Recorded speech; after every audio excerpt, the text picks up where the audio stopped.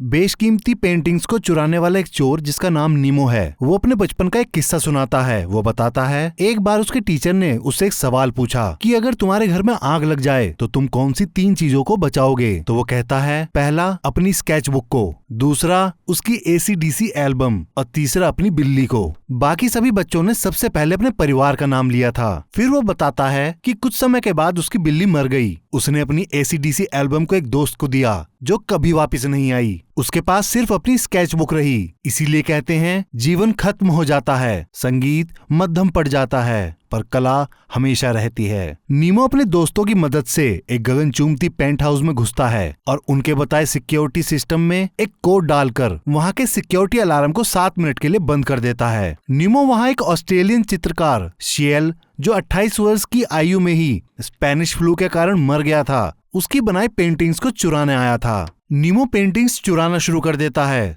लेकिन जो शियल की सबसे मशहूर और कीमती सेल्फ पोर्ट्रेट था वो उसको ढूंढने से भी नहीं मिलता। उस अकेली पेंटिंग की कीमत लगभग 25 करोड़ रुपए थी। इधर टाइम खत्म होने की वजह से तो वो अपने दोस्तों से खुद को बाहर निकालने के लिए कहता है, जिसके लिए वो वापस सिक्योरिटी टैब के पास जाकर अपने दोस्त का बताया कोड डालता है, पर वो कोड गलत होता है और उस वजह से कानों को भेदने वाला अलार्म बज उठता है। और तभी पेंट हाउस सिक्योरिटी अलर्ट की वजह से खुद को सील कर लेता है। पर इन सबसे सिक्योरिटी टैब में खराबी आ जाती है। नीमो अपने दोस्त से लगातार वॉकी टॉकी पर बात कर रहा होता है, पर उसका दोस्त उसको वहीं छोड़कर भाग जाता है। अब नीमो सिक्योरिटी टैब के पावर को फिर से जोड़ता है। सिक्योरिटी टैब के रीस्टार्ट होने की वजह से वहाँ का टेम्परेचर ऑटो मोड में चला जाता है। अब लगातार अलार्म बजने की वजह से नीमो परेशान हो जाता है। वो वहाँ के स्पीकर को निकालकर उसका तार काट देता है। तब जाकर अलार्म बंद होता है और नीमो को उस आवाज से शांति मिल जाती है। फिर वो कुछ देर शांति से बिताकर वहाँ से निकलने के लिए उस पेंट हाउस के मेन गेट को अच्छे से जांचता है। वो दरवाजा लकड़ी का बना होता है, तो वो चाकू से उस दरवाजे को खोदने लगता है। दरवाजे पर बार बार वार करने की वजह से उसके बगल में लगा सिक्योरिटी टैब डिस्टर्ब हो जाता है और वो AC की जगह उस पेंट हाउस का हीटर ऑन कर देता है। नीमो महसूस करता है घर का सेंट्रल AC अचानक गर्म हवा फेंकने लगा है। अब वो पानी पीने के लिए जैसे ही टंकी को खोलता है तो उसमें पानी खत्म हो जाता है। वो फ्रिज खोलता है, उसमें भी ना के बराबर खाने पीने का सामान होता है। वो फिर से वापस आकर दरवाजे को खोदने लगता है। कमरे की गर्मी बढ़ने लगती है। तभी वो देखता है कि लकड़ी के दरवाजे के बीचों बीच वो पूरा लोहे का बना है। वो उसे देखकर परेशान होता है और वापस अपने दोस्त से वॉकी टॉकी पर कांटेक्ट करने की कोशिश करता है, पर उसको कोई जवाब नहीं मिलता।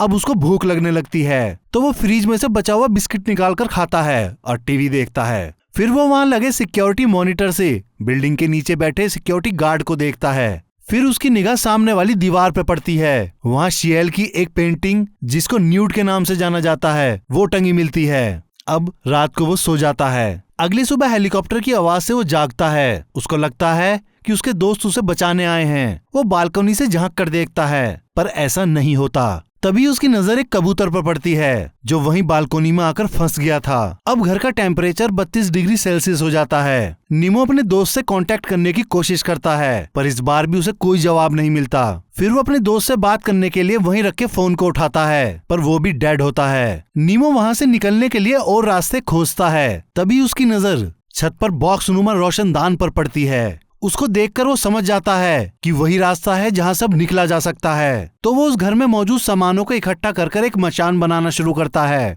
जिससे वो छत तक जा सके। अब वो थककर वहाँ के पानी को पीता है, पर वो खारा होता है। फिर वो मछलियों के एक्वेरियम के पानी को चख कर देखता है, वो भी खारा होता है। तो आखिर में वो फ्रिज की बर्फ को निकाल कर खाता है। वो सारे सामानों को एक साथ बांधकर मचान बना लेता है। फिर उस पर चढ़कर देखता है, पर अभी भी वो छत तक नहीं पहुंच पाता। वो थककर वापस नीचे बैठ जाता है और मॉनिटर पे देखता है एक लड़की जो उस बिल्डिंग में सफाई का काम करती है। वो सीढ़ी पर बैठकर अपना सैंडविच खा रही है। नीमो उसको देखकर खुश होता है। अब उस पेंट हाउस में इतनी गर्मी हो जाने के कारण नीमो वहाँ का टेम्परेचर चेक करता है। वो 38 डिग्री सेल्सियस हो चुका था। नीमो अब रसोई में जाकर खाने के लिए कुछ ढूंढता है, पर उसको बर्तनों के अलावा वहाँ कुछ नहीं मिलता। लेकिन उसको मछलियों के खाने का कैन मिल जाता है। वो चाकू से उसे खोलने की कोशिश करता है, लेकिन उसको खोलते हुए उसका हाथ कट जाता है। वो बड़ी मुश्किल से अपने हाथ पर कपड़ा बांधता है। फिर वो डीप फ्रीज को खोलकर उसमें लगी थोड़ी सी बर्फ को खाता है और खुद को ठंडा रखने के लिए उसमें अपना मुंह रख लेता है। वो इतना ज्यादा परेशान हो चुका था कि अब वो रोने लगता है। फिर वो उस मछली के खाने को बिस्कुट पर लगाकर खाता है। फिर वो अपनी पूरी ताकत लगाकर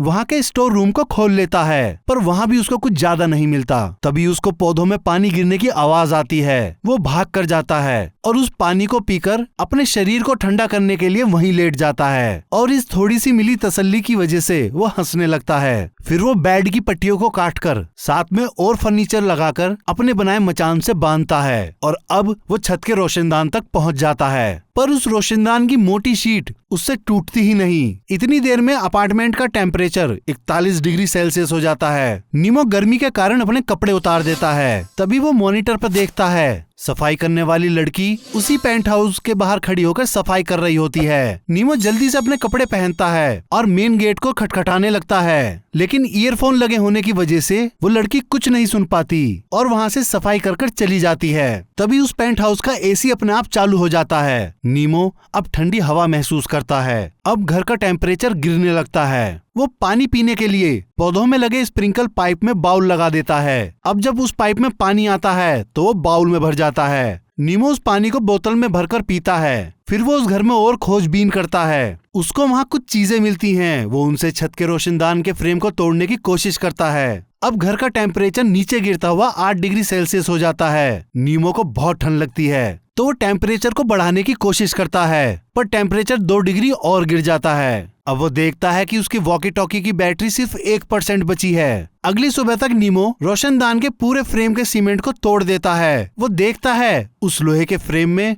12 हैवी बोल्ट लगे हुए हैं। अब नीमो को जब भी मौका मिलता वो मॉनिटर पर उस सफाई करने वाली लड़की को जरूर देखता था। उसको देखकर नीमो हमेशा खुशी होता है। नीमो वहाँ के घर के मालिक के कपड़ों की अलमारी खोलता है और ठंड से बचने के लिए अलमारी में टंगे कोट को पहनता है। तभी अचानक उसको वहाँ अलमारी के अंदर एक गुप्त दरवाजा दिखाई देता है। वो उसको खोलकर उसमें जाकर देखता है। वहाँ अंदर नीमो को शियल की वो 25 करोड़ वाली सेल्फ पोर्ट्रेट टंगी मिलती है। तभी नीमो वहाँ किसी चीज को देखकर डर जाता है, लेकिन वो हिम्मत करके उसके पास जाकर देखता है। वहाँ उस घर के मालिक की लाश रखी थी। नीमो उसको छूकर देखता है तो वो उस आदमी का सिर्फ एक रबड़ का पुतला होता है। नीमो उसे गिराकर उस पर रखी बुक को उठाता है। उस बुक का नाम द हेवन एंड हेल होता है। वो वहाँ से सेल्फ पोर्ट्रेट और उस बुक को लेकर वापस मेन रूम में आ जाता है। तभी उसकी नजर बाहर टंगी एक पेंटिंग पे पड़ती है। वहाँ उसको अपनी शक्ल का आदमी एक चक्रव्यूह में फंसा दिखाई देता है। नीमो उसे देखकर परेशान हो जाता है। फिर कुछ दिनों के बाद वो बालकनी में झांक कर देखता है। वो कबूतर मर चुका था। फिर एक शाम नीमो को मॉनिटर पर दिखाई देता है। वो सफाई करने वाली लड़की पेंट हाउस के ठीक बाहर बैठी है। तभी नीमो भागकर मेन गेट पर जाता है और उस गेट को पीटने और चिल्लाने लगता है, पर इस बार भी उस लड़की को कुछ सुनाई नहीं देता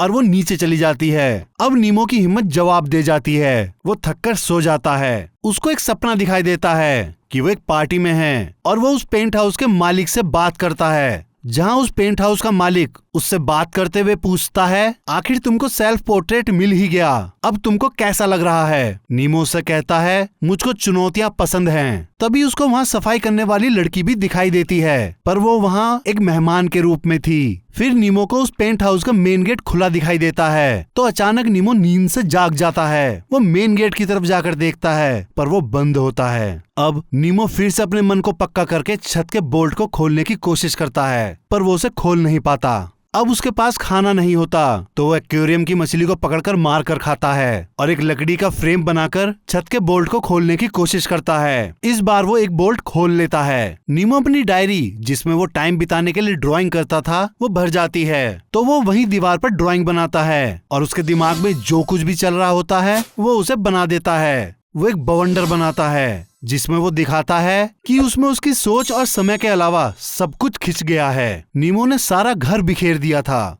अब वहाँ का टेम्परेचर वापस गर्म होने लगता है, 20 डिग्री सेल्सियस। अब नीमो के पास सिर्फ खाने के लिए कुत्ते का खाना ही बचता है। वो उसको खाता है। नीमो धीरे धीरे करके रोशनदान के बोल्ट खोलने लगता है। अब तक उसने 4 बोल्ट खोल लिए थे, पर 5वां बोल्ट खोलते समय वो ऊपर से गिर जाता है, जिससे उसका एक पैर घायल हो जाता है। अब लंबे समय से बंद उसको उस पेंट हाउस में भ्रम होने लगते हैं। वो देखता है कि सफाई करने वाली लड़की उसके पास आकर उसको किस करती है। वो नीमो को बेहद करीब से महसूस करती है और फिर अचानक उसको छोड़कर वहाँ से चली जाती है। उसके जाते ही नीमो समझ जाता है कि वो एक भ्रम था। अब जैसे तैसे नीमो अपने पैर के साइड में 2 लकड़ी के फट्टे बांध देता है, लेकिन चलते चलते गिर जाता है। जिसकी वजह से उसको चोट लग जाती है और वो जमीन पे पड़ा पड़ा छत की तरफ देखता है तो उसको वहाँ फायर अलार्म दिखाई देता है। तो वो जल्दी से कागज को फाड़ता है और मैग्नीफाइंग ग्लास से सूरज की रोशनी की सहायता से उन कागज को जला लेता है। फिर एक मशाल बनाकर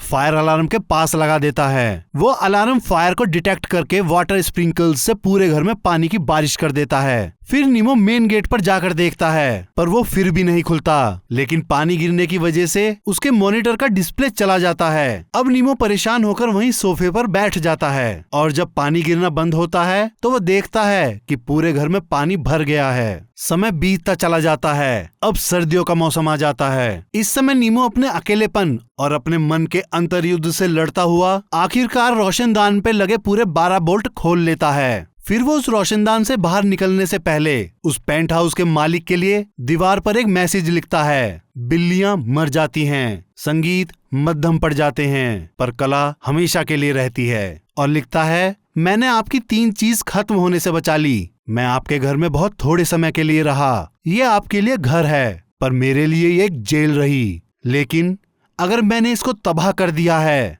तो मैं आपसे माफी मांगता हूँ। पर कुछ चीजें तबाह होने के लिए ही होती हैं, क्योंकि बिना उनके तबाह हुए कुछ नया नहीं बनाया जा सकता।